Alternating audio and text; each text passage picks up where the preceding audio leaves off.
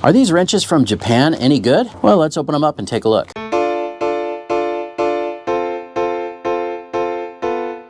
Hey, what's up YouTube? Dan the Fix-It Man. Got another quick video here for you. Just wanted to do a quick little unboxing and comparison of these Tone brand flex head ratcheting wrenches that I just got in the mail from Amazon Japan. And I just also wanted to do a quick little comparison to some of the other brands of flex head ratcheting wrenches that I use. These two here are Mountain, these are Gear Wrench, and these are Tecton. There's pros and cons to each of these that I use, but I really was intrigued by these when I saw these online and just decided to pick them up. Now, this is not a sponsored video or anything like that. I did purchase these from Amazon Japan. About 145 bucks for the set, including shipping, which I thought was pretty great from Japan. But let's open these up and do a quick little comparison to some of these other wrenches.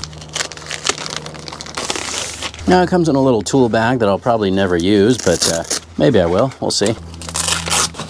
I don't speak Japanese. A little bit of information about the tool. Now, if you don't read Japanese, neither do I. Luckily, there's a little bit of English on here, so it looks like a little bit of a warning, and I completely understand why they're putting this on here. Due to the long length, output torque becomes to be high, even if applied torque is low. And essentially what they're saying is don't overdo it with these. Now, let's fold this back so you can see. Just like all of these tools, if you're gonna go at it big time, really hard on a fastener, you're gonna break this. You're definitely gonna break that because of that additional leverage. The additional leverage is nice and the long reach is nice with these, but they don't want you to go overboard or crazy with that. But there you go. This is my first impression, first look here. Now, these are more of a satin type of finish. They're not the completely shiny or polished chrome. Oh, it's kind of like a click flex head. Got a little detent ball down there and a little, like a little serrated or a little notched rolled piece right there, if you can see that. So that actually will hold the angle. So that's different than the Mountain ones here. These are just, they just move. You know, they're snug still. I've used these for many years and these still are holding up. But that's a little comparison there. And similar to the Gear Wrench here too, they don't have any detent. These are just, you know, they just move, but they're nice and snug still. I haven't used these as long. I've used the 10 quite a bit, and then these Tecton ones, same thing. There's just a flex head. These ones are a little bit looser, but I think I do like that. That will hold the shape or hold the offset because of that little detent ball in there.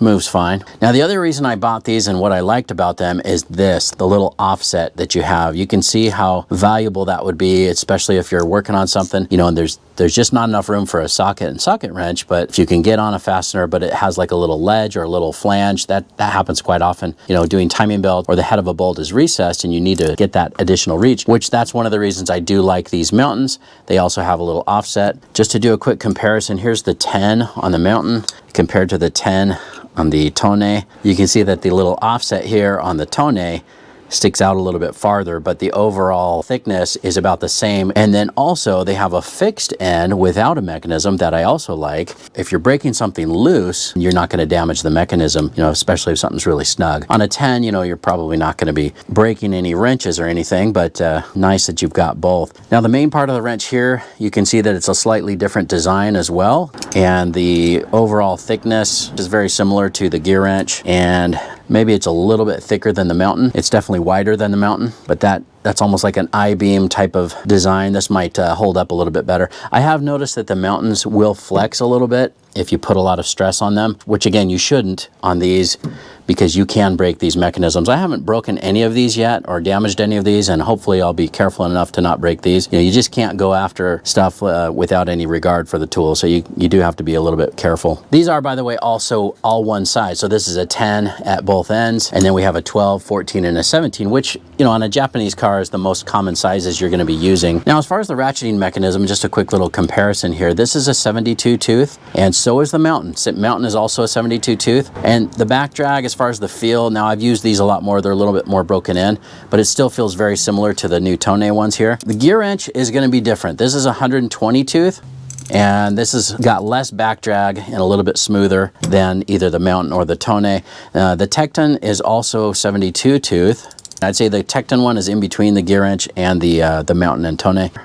I think that this will loosen up a little bit as I use it. Like most tools, when they're new, they're just a little stiff. The other thing that's different is these have a switch on the back here.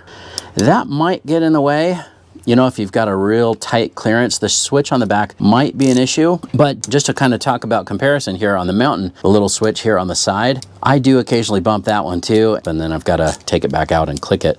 The gear wrench, because it doesn't have an offset, doesn't have a directional switch, you just flip it over. And same with these Tecton ones here. These are just one direction only, but you can flip it over because there is no offset. So the offset ones here, like the Mountain and these new Tone ones, they've got to have a way to switch that so that you have the offset on the side that you want. You know, one thing I do like about the lever here on the back is at least it has the direction in the way that I'm used to. So if I wanted to tighten something, you switch it here to the left, and to loosen something, switch it over here to the right.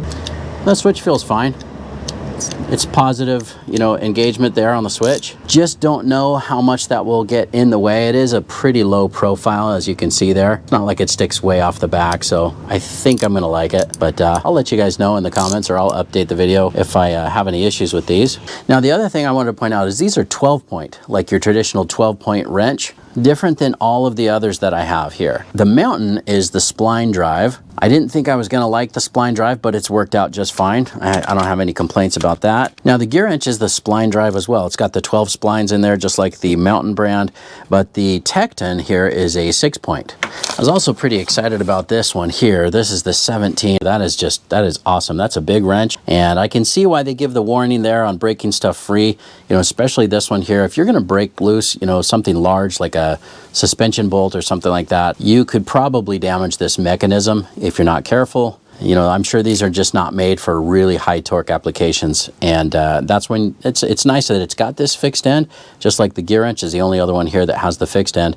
But that's the one that I would use. You know, use this side here to break something loose first, and then you can, you know, use the ratcheting mechanism to back it out. So nice to have these for all kinds of fasteners that are just hard to get to. You know, timing belts, timing belt covers, even doing like belts, serpentine belts, or alternators and stuff like that. Just that extra reach on the offset, you know, just to be able to have that leverage and back something off. I mean, those tensioners are getting pretty tight nowadays, and in order to have this extra length, it really helps. Now, time will tell as far as use. The only thing is this detent here feels like it goes easier back than forward.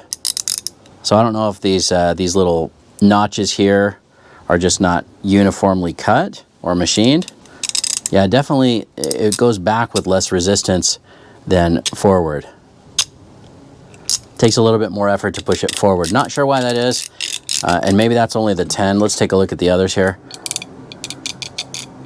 This one moves less effort than the 10, but it also does push back easier than forward.